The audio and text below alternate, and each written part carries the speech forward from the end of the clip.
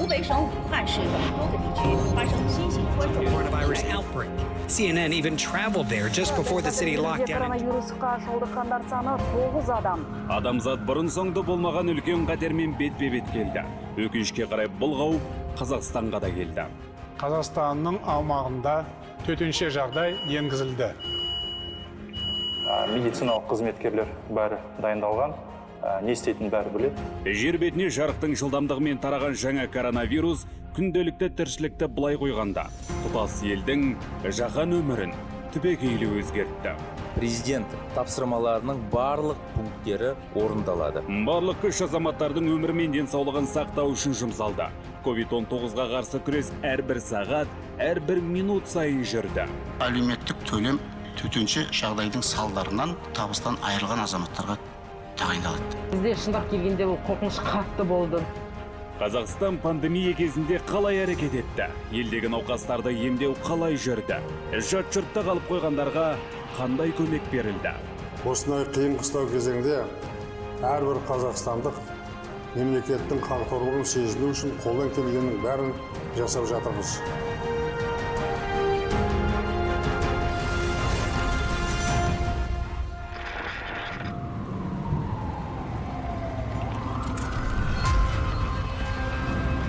Ухань, қауіпті вирустың ошағы аталған Қытайдағы қала. Онда оқып жатқан қызына алаңдап, жанары жасқа толған Қазақстанда ғана.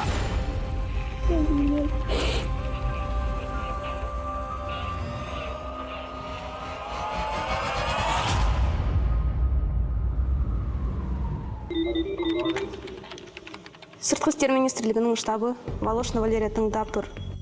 Мы звонили сразу консулу на прямой его телефон, и он нам отвечал и в 2 часа ночи, и в 12 часов, и в 6 утра. То есть консульство работало бесперебойно. И самое главное для нас, для родителей, была эта эвакуация. Мы все очень ждали, потому что сама невозможность вывоза ребенка из страны, это было очень страшно. Ақнұр Шерембетованың сол кездегі жағдайын кез келген атаны түсінетін шығар. Себебі ауру өршіген сайын Ухань карантинге жабылды. Көлік қатынасы тоқтады. Ал ауру жұқтырғандар мен өлім көрсеткіші күн санап артып жатты.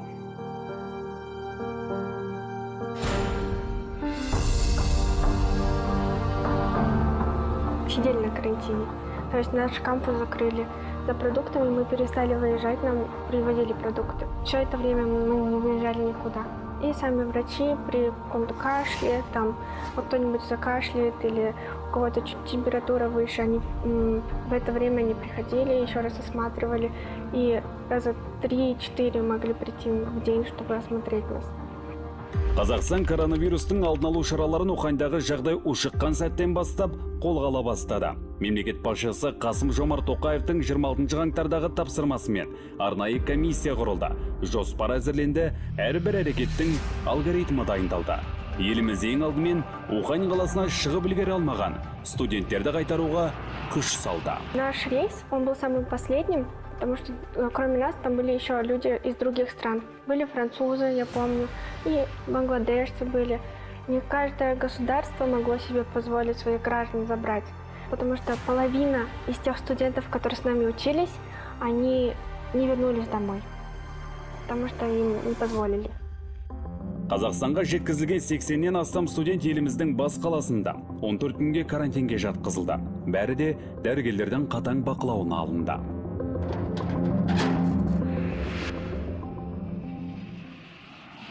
Алайда коронавирус Қазақстанға шығыстан емес, індет кең тараған батыс елдер арқылы жетті. Ауру белгілері алғаш Германия мен Италиядан ұшып келген жолаушылардан анықталды. Бұл туралы ресми түрде наурыздың 13 күні жарияланды.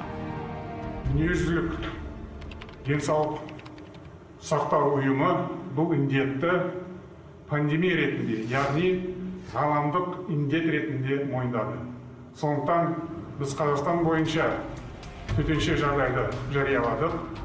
Мен Елордада, Алматыда карантин режимін енгізуге жариялауға мәжбүр болдым. Сондықтан әрбір азаматтарымыздың міндеті бұл режимді сақтау. Бұл халықтың денсаулығы үшін керек.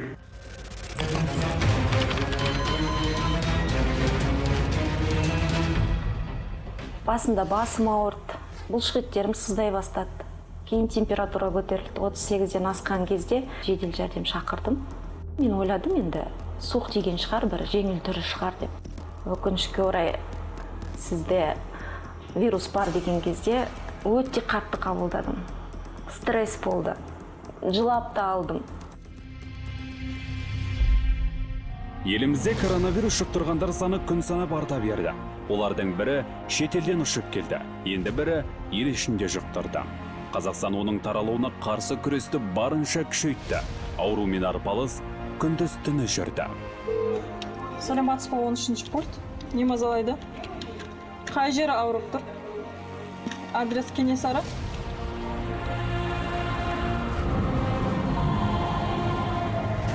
Қазір кезекті шақыртуға бара жатырмыз. Науқас коронавирус ауруымен шалдыққан деген күдік бар.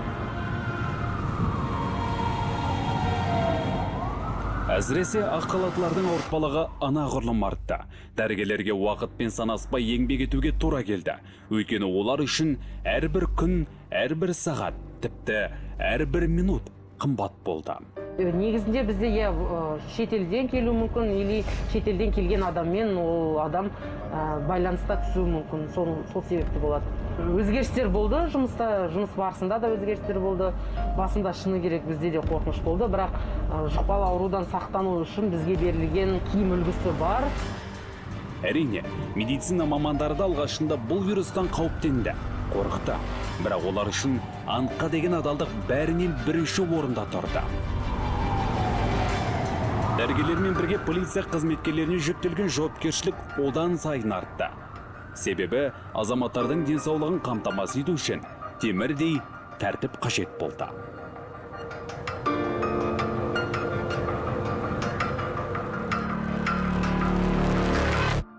Кейде күндіз түні ұйықтамай қызмет атқаруға тура келуде.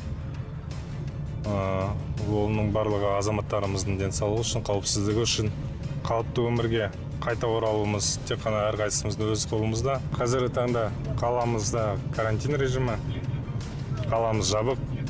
Былай айтқанда барлығымыз бір кемедегідейміз. Сол үшін барлығымыз бірігіп атсалысуымыз керек. Елімізде 15 наурыздан бастап жарияланған төтенше жағдайға байланысты ең алдымен Нұр-Сұлтан мен Алматы қалалары карантинге жабылды. Ал сәуірдің 1-нен бастап бұл режим одан сайын күшейді. Көлік қозғалысына қатаң шектеу қойылды. Өндіріс орындары, қызмет көрсету салалары тоқтады.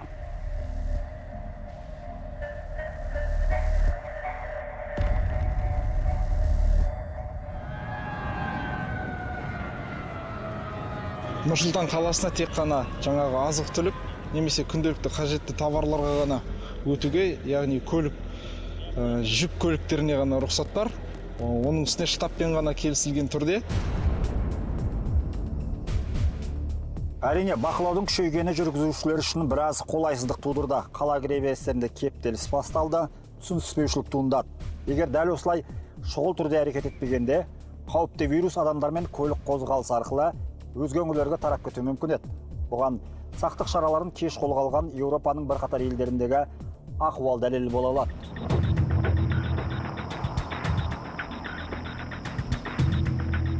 Бізде шамасымен 12 сағаттың ішінде 8-7 мың адам болатын. Сол уақытта біз 12 сағаттың ішінде 15-16 пойызға дейін келіп кететін. Бірақ сәтте пассажиріміз 0-ға түсіп қалды. Карантин болмай тұрған кезде бізде филиалымызда 350 адам жұмыс істейтін еді. Қазіргі сәтте 190 адам үйлеріне жіберіліп, үйлерінде отыр. Карантин жарияланған қалаларда теміржолмен бірге сапаржай, әуежайлар және өзге де қоғамдық орындар жұмысын тоқтатты. Жүздеген, мыңдаған адам онлайн форматқа ауысты. Оқу орындары, ойын-сауық, мешіттерге дейін жабылды. Қала өмірі тоқтап қалғандай көрінді. Кейбір жігіттерден, әсіресе жастардан мешіттер неге жабылады деген бір уәждерін тыңдап жатырмыз. Неге намаздар тоқтады? Жалпы мешіттердің жабылуы бұл уақытша. немесе құлшылықтардың тоқтауы тек қана біздің Қазақстан елінде емес, көрші елдерде, Өзбекстан болсын, Түркменстан болсын, Тәжікстан болсын, Түркия болсын, қарап отыратын болсақ, қасиетті Мекке мен Мәдинаның өзінде де мешіттер уақытша жабылды. Яғни құлшылықтар уақытша тоқтатылды, топтасу жасауға. Ассаламу алейкум. Аль-Макара Амалия, ли Уизаратуль Хариджи, ли Джамхурия Казахстан.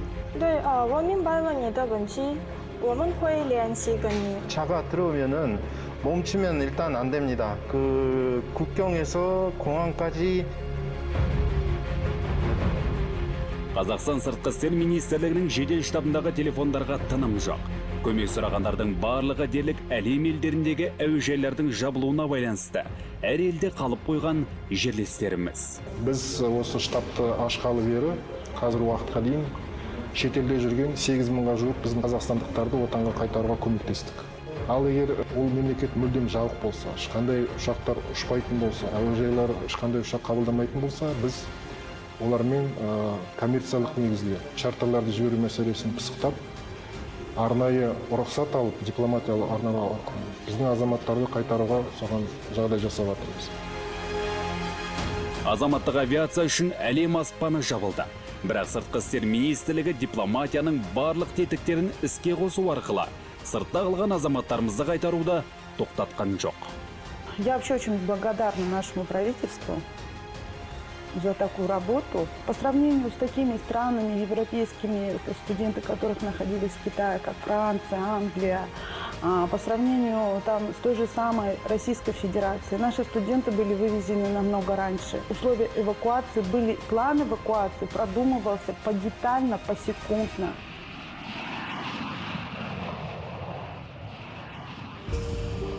Көптің көңілі қалыпқа түсті.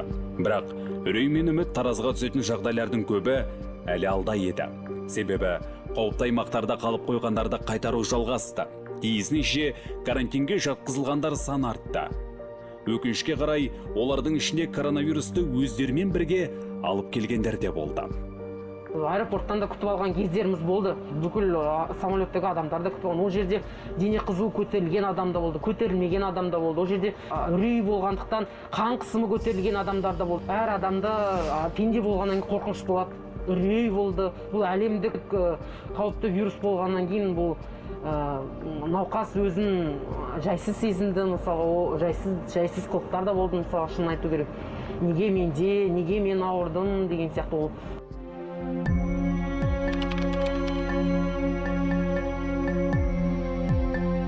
Елорда дәрігерлері жыл басынан бастап коронавирусқа қарсы әрекет етудің әдістерін пысықтады. Медицина мамандары, жедел жәрдем қызметкерлері арнайы қорғаныш киімдермен қамтамасыз етілді. Бір сөзбен айтқанда, олар кез келген сценарийге моральдық тұрғыдан дайын болды. Менің өз басым бір айдың ішінде 56 адамға бардым, соның 13-нен анықталды. Дер кезінде қолға алынғандықтан қазіргі аурудан сауығып жатқан адамдар да бар, ауруды жұқтырған адамдар саны да азайды. Оның барлығымыз біріккеннің арқасында. Қайырлы таң, 55-ші операциясын таптыр, сәлематсыз ба? Елордалық айкөмек қызметіне келіп түскен қоңыраулар саны күн санап артты. Алғашында жүздеген, мыңдаған адам хабарласып, өздерін мазалаған сауалдарға жауап алды. Бірінші орында ол әлеуметтік көмек жөнінде. Екіншісі ол осы мен 42.500 теңгені қалай ала аламын деп. Сол екінші орында. Үшінші орында ол төтенше жағдай енгізгеннен кейін карантин режиміне байланысты қандай дүкендер жұмыс істейді. Қоңыраулардың көбі тек әлеуметтік мәселелер бойынша ғана емес. Мысалы, босанған әйелді өз өңіріне қайтару, емделген науқастарды шығару, штаб арқылы шұғыл шешімін тауып, оларға жасыл дәліз жүйесі бойынша көмек көрсетілді. Төтенше жағдай енгізбес бұрын бізге орташа 10 мыңға жуық қоңырау шалынатын. Тәулігіне карантин енгізгеннен кейін 15 мыңға өсті, осы 50%-ға деп біз анықтадық. Сондықтан орташа еспен бізде 30 операторлар шығатын. Енді біз оны 53 санына дейін көбейттік. Бір ай ішінде қалаға кіріп шығу бойынша 10 мыңнан астам өтініш келіп түскен. Бірақ олардың тек 500-ге жуығы ғана қанағаттандырылған. Біз келген адамдарға түсіндірме жұмыстарын жүргізіп жатырмыз. Тек қана қалаға аумағына кіріп жатқан кісілер жаңағыдай жерлеу мәселесіне байланысты арнайы анықтама арқылы штабпен келісілген түрде шыққан кісілер ғана кіреді. Республикалық маңызы бар тас жолдарда жүк тасымалы тоқтаған жоқ. Блокбекет полиция қызметкерлері оларды қалаға кіргізбей, айналма жолдар арқылы кезекті бекетке дейін шығарып салып отырды. Бұл жүк тасымал көліктері, транзиттік көліктер деп айтады. Барлығы бірге жиналып, осылай колоннаға тізіліп, полиция қызметкерлерінің артынан еріп, екінші кедендік тексеруге дейін осылайынан жүргізіліп отырады. Және бұның ең басты себебі қалаға кіргіздірмеу. Қазақстандықтар қиын кезеңде барынша ауыз біршілік танытты. Аса қажеттілік болмаса үйде отырды. Бір-біріне демеу болды. Кешкісін балконға шығып қосыла ән салды. Дәрігерлерге қолдау білдірді. Әнұранда әуелетіп, көпшілікті жігерлендірді.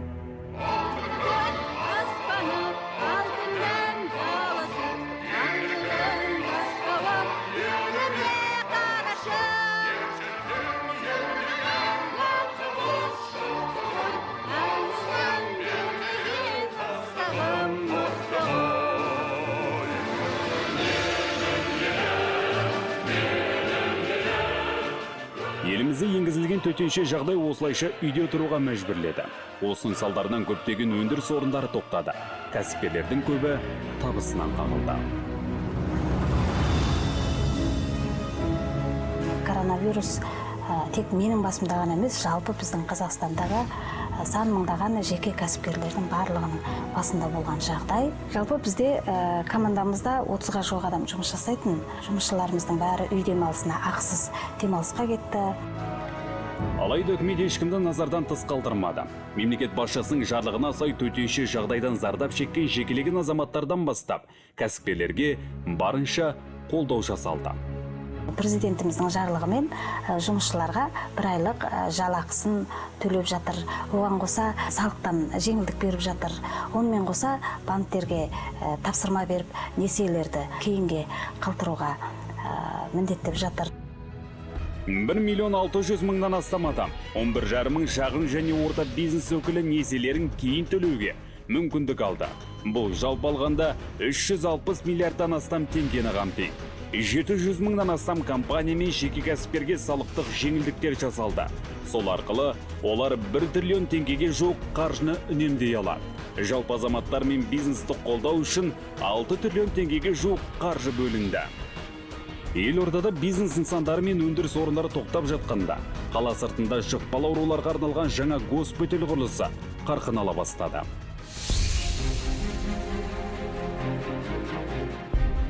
Біздің құрылысымыз сәуірдің 5 күні басталды. Бұған дейін 2-3 күндей біз дайындық мына жер жұмыстарын атқарған болатынбыз. Енді біздің болжамымыз емхананы 2 аптада тапсыру. Елордада 200 орында, Алматыда 280, Шымкентте 200 орындық емхананың құрылысы қарқынды жүрді. Бір айта кетері, олар өзге елдердегідей уақытша емес, карантиннен кейін де ел игілігі үшін пайдаланыла береді. Толық дайын блоктар зауыттан мына құрылыс аймағына алып қондырылады. Тек қана мына инженерлік желілерге блоктарды қосып, және де қажетті медициналық құрылғыларды әкелу ғана қалады. Құрылыс тәулік бойы жүрді. Аурухана санаулы күндерден кейін пайдалануға берілуі тиіс. Қазақстанда 2020 жылы волонтерлар жылы деп жарияланғаны белгілі. Еріктілер көмегі осы бір қиын кезеңде аса қажет болды.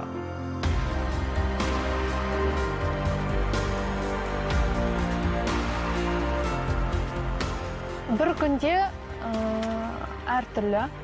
Мысалы, кеше біз 390 үйге барсақ, бүгін 103 мекен-жайға бара жатырмыз. Бізде болатын кейде 500-800 үйге баратынбыз бір күннің ішінде. Жалғыз біз емес, сол 800-500 үй болған кезде түрлі волонтерлық мекемелер көмектеседі, жастар үйі. Әр күн сайын азық-түлік, тұрмысқа қажетті тауарлар себетін дайындау, оларды тарату волонтерлардың күндегі жұмысына айналды. Отбасылар, жалғыз басты аналар, көп балалы әке шешелер немесе жалғызбасты әкелер бар араларымызда. Одан бөлек ардагер қарттарымыз жалғыз тұратын. Басым бөлігі жаңағыдай рахметтерін айтып, барлығы қуанып, болады ғой адам көрген кезде шынымен қуанып тұрғанын, рахмет алғыс айтып жатқанын көресіз да, қуанасыз. Еріктілер еңбегі көптеген азаматтарға демеу болды. Әсіресе жұмыссыз қалған отбасылардың оларға айтар алғысы шексіз. Карантинге байланысты біз жұмысымыз тоқтады күйеуімнің. Сол үшін мемлекеттен беріліп жатқан көмекке мен рахмет айтамын. Жалпы президент азаматтарға қолдау көрсетуге арналған шаралардың 2 топтамасын жария еткен еді. Соған сәйкес 4.250.000 азаматқа қаржылай көмек көрсетілді. 570.000-нан астам адамға азық-түлік таратылды. Жалпы 1.100.000 астам адамды азық-түлікпен қамтамасыз ету қарастырылды. Сәуір-мамыр айларында 1.600.000 астам адамға коммуналдық төлем үшін көмек көрсетілмек.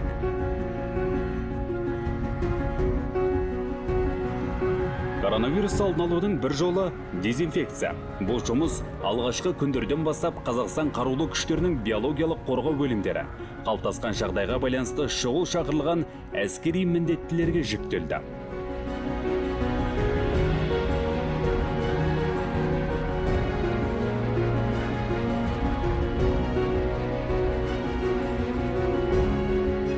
Осындай қиын қыстау уақытта халқымыздың басына күн туған кезде халқымызға көмектесу ол менің азаматтық борышым деп есептеймін.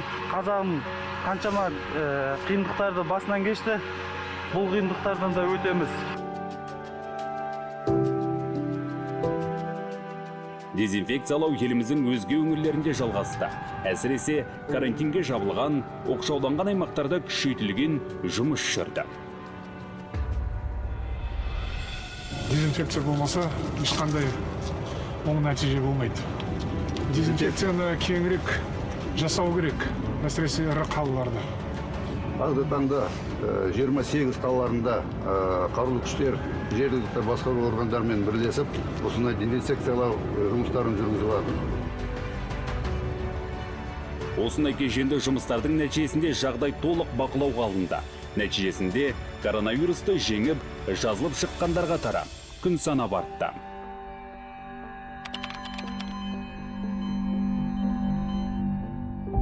Бірақ қандайда бір болжам жасау үшін әлі де ерте еді. Себебі қалада оқшауланған үйлер, ауру жұқтырған азаматтар саны тыйылған жоқ.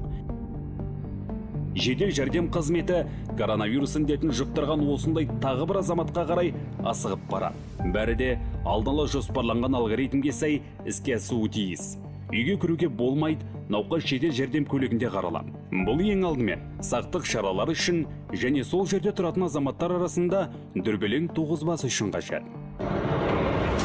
Саламатсыз ба, сіз ба? Келіңіз. Өзіңіздің жеке куәлігіңіз өзіңізбен бірге ме? Айзада тіркей берсеңіз болады. Не мазалап жатыр сізді? Жалпы шетелден бір апта бұрын келгем. Соңғы 2 күн бойы дене қызуым көтеріліп жүр. Сіз келген әуежайда сол рейстен коронавирус ауруымен ауырған адамдар болды ма?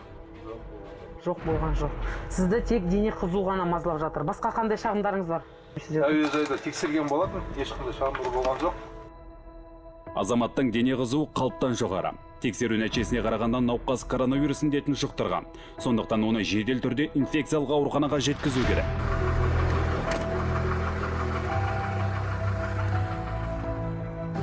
Жедел жәрдем қызметкері үшін осылай таңға дейін тынымсыз істеуге тура келді. Тіпті олардың туыстарымен сөйлесуге уақыттары болмады.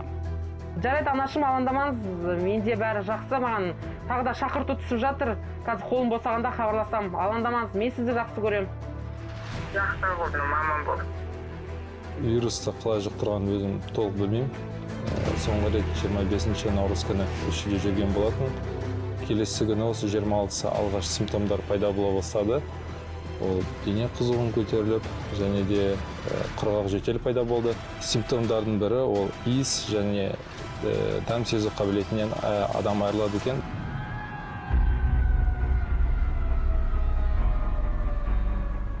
Карантин кезінде қала көшелеріндегі тәртіпті қамтамасыз ету оңайға соқпады. Жүргізушілердің бірі тәртіпке мойынсынды, енді бірі карантин талабына бірден бағына қоймады. Әрине, бірінші ретте ескерту жасаудамыз. Егер сол ескертуге немқұрайлы қарайтын болса, ары қарай одан да қатал жаза қолдануға тура келеді.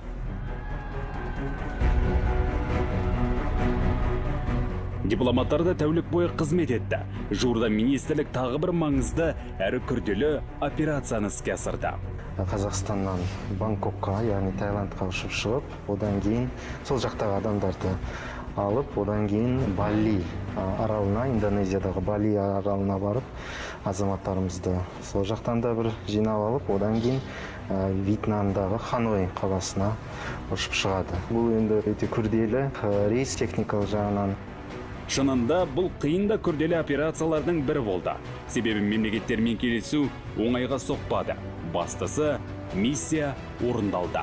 Дипломаттар бұл рейсті онлайн режимде бақылады. Және арнайы борт бір тәулікте Оңтүстік Азияның 3 елінен 180 адамды алып шығып, Өскемен әуежайына сәтті қонды. Қазақстандық рейспен Ресей мен Қырғызстанның біраз азаматы елдеріне жетіп алды. Оларды көрші елдердің өкілдері осы жерден күтіп алды. Шын айту керек, енді біз қаңтар айынан бастап, осы індет басталғалы бері біздің азаматтарымызға әрдайымда шетелге шығудан қалыс қалуды сол туралы кеңес берген болатынбыз. Алайда көп кісілер оған құлақ аспай, көбісі шетелге кетті. Түрлі себептермен ескерту жасалғаннан кейін 18-20 күннің ішінде 400 мыңнан астам Қазақстанның азаматы шетелге шыққан болатын.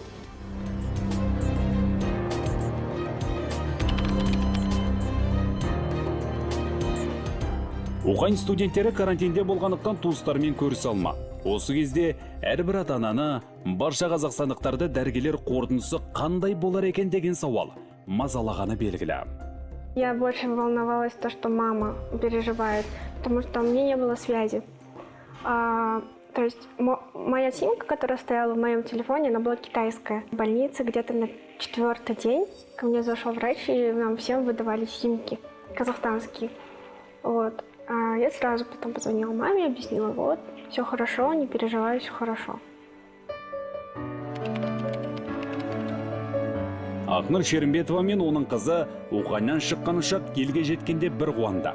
Карантин аяқталған сәтте көңіл шіркін тағы да көкке жетті. Бәрі де сәтті аяқталды. Көптен күткен кездесу, қуанған туыстар баяндауда қажет етпейтін көрініс. У многих были сомнения, возвращаться ли в Казахстан. Почему? Потому что они боялись этой инфекции, боялись заразиться в аэропорту Уханя. Они боялись, что их не воспримут так на родине. Да? Но по прибытию я вам хочу сказать, что я была очень поражена. Какой медицинский персонал, как у нас работают медики, как у нас работает санитарная служба.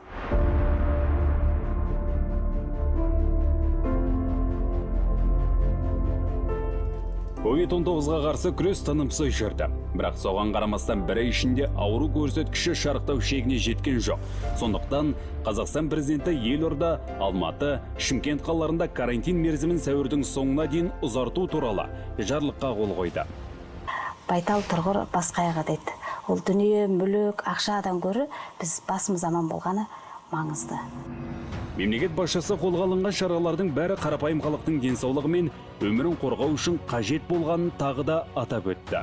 Өйткені онсыз ешқандай экономика болмайды. Карантин алғашында қарттар, ардагерлер, қамқоршысынан айырылғандарға, мүгедектерге біраз қиындық тудырды. Себебі көбі шыға алмады. Енді бірі азық-түлікке мұқтаж болды. Бірақ жергілікті билік пен еріктілер олардың көңіл күйін түсірген жоқ. Волонтерлық деген енді ғана пайда болған нәрсе емес. Бұл қазақтарда кезінде асар деген дүние болған ғой. Волонтерлық барлық уақытта, барлық кезде, барлық жерде керек. Әсіресе қазіргі төтенше жағдайлар уақытында өте қажет. Жамағатсыз қалған мешіттерде жалғыз қалған дін өкілдері еліміздің амандығын тілеп, күні-түні дұға жасады. Көптің тілеуі қабыл болады деп қазақ бекер айтпайды. Жалпы исламда қағида бар, бір адамның өмірін сақтау, бүкіл адамзаттың өмірін сақтаумен бірдей, ал бір адамның өміріне қиянат жасау, бүкіл адамзатқа қиянат жасаумен бірдей. Жалпы шариғатта да қағида бар, бір зиян тұратын болса, екінші бір пайда тұратын болса, бірінші зиянды біз жоқ қылуымыз керек. Бұл біздің ел үшін үлкен бір сынақ. Бұл жерде біз өзіміздің ауызбіршілігімізді, ынтымағымызды, бірлігімізді көрсетуіміз керек. Біздің жұмысымыз тікелей жолаушылармен байланысты. Сондықтан, құрметті жолаушылар, біздің қайта қауышатынымызға мен толық сенімдімін. Қазақстандықтардың барлығы карантин кезіндегі қиындықтарға төзді. Темірдей талапқа көнді. Бастысы, бұның бәрі уақытша екендігіне сенді.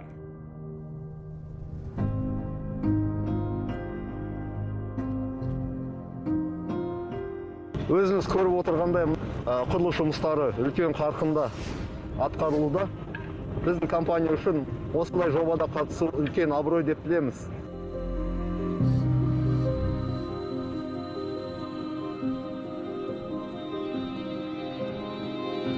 Осындай емханалар бізге керек.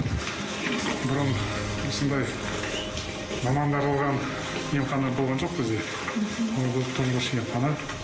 Құрылысшыларға алғыс айтамын, баршаңызға табыс тілеймін. Ең алдымен біздің алдымызда тұрған басты міндетіміз халықтың денсаулығы. Халықтың денсаулығы болса, біз дағдарыстан аман-есен тез шығып кетеміз бәріміз. Еліміздің тұңғыш президенті, елбасы Нұрсұлтан Назарбаев Қазақстан халқына өзінің үндеуін жолдап, елді бірлікке, ауызбіршілікке, төзімділік танытуға шақырды. Көп ұзамай қауіп сейілді. Жағдай қалыпты арнаға түсе бастады. Бұл енді шын айтайын, адам саны азайған карта. Ең басында бізде әрбір мемлекеттерде жаңағы 100-ден, 200-ден, 300-ден азаматтар болатын. Қазір бізде ең көп қалып отырған Еуропа мемлекеттерінде жаңа айтып кеткен студенттер.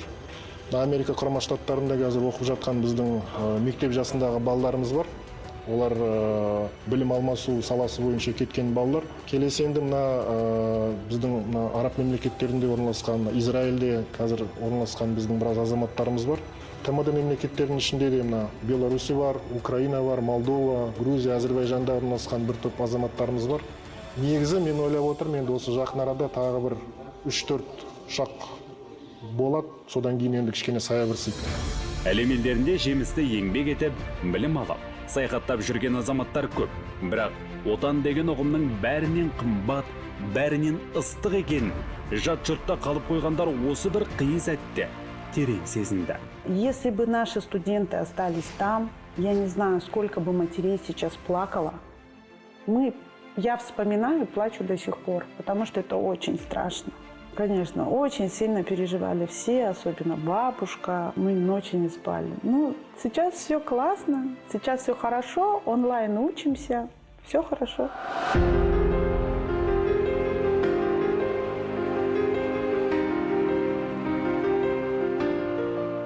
Бұл сыртта қалып қойған жерлестерімізді алып шыққан кезекті ұшақ. Бұйыртса, қазір оларды да жоспарланған алгоритмге сай күтіп алатын боламыз. Жалпы Қазақстан пандемия басталған сәттен бастап осылай жүздеген, мыңдаған отандасымыздан елге жеткізді және қазір олардың барлығы үйлерінде. Бірақ коронавирусқа қарсы күрес бұнымен тоқтаған жоқ.